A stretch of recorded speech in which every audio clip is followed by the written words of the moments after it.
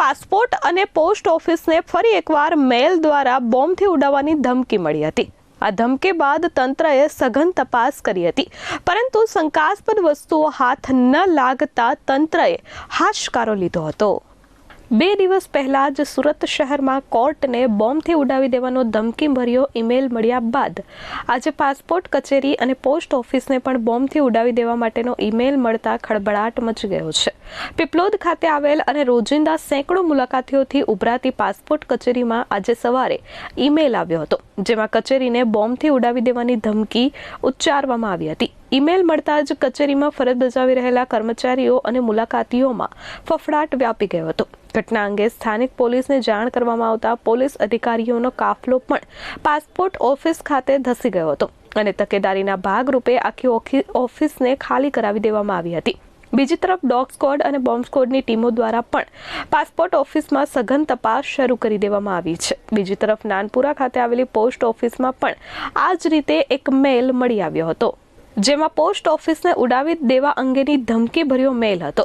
ઘટના અંગેની જાણ થતાં અધિકારીઓની એક ટીમ પોસ્ટ ઓફિસ ખાતે પહોંચી હતી અને ત્યાં પણ સઘન ચેકિંગ હાથ ધરવામાં આવ્યું હતું। જો કે કોઈ પણ કચેરીમાંથી વિસ્ફોટક સામગ્રી ન મળતા તંત્રએ હાશકારો લીધો હતો। ઉલ્લેખનીય છે કે છેલ્લા કેટલાક સમયથી ખાલિસ્તાની આતંકવાદીઓના નામે સુરત સહિત રાજ્યની અલગ અલગ સરકારી કચેરીઓ અને શાળાઓને બોમ્બ વિસ્ફોટથી ઉડાવી દેવા માટેના ઈમેલ રાબેતા મુજબ આવી રહ્યા છે।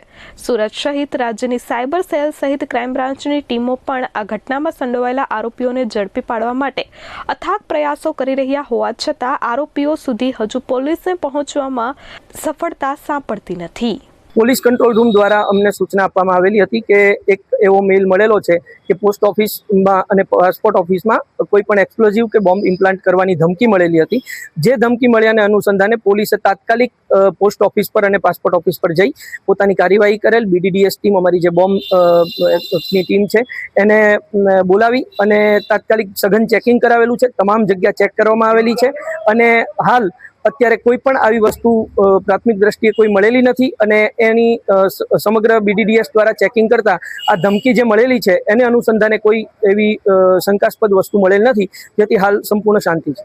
આ સવારના સમયે મેલ આવેલો હતો અને કંટ્રોલ રૂમ દ્વારા તાત્કાલિક પોલીસને, લોકલ પોલીસ તથા BDDSને અને તમામ એજન્સીઓને જાણ કરવામાં આવેલી અને એને અનુસંધાને તમામ એજન્સીઓ આવી અને કાર્યવાહી કાયદેસરની કરેલી છે।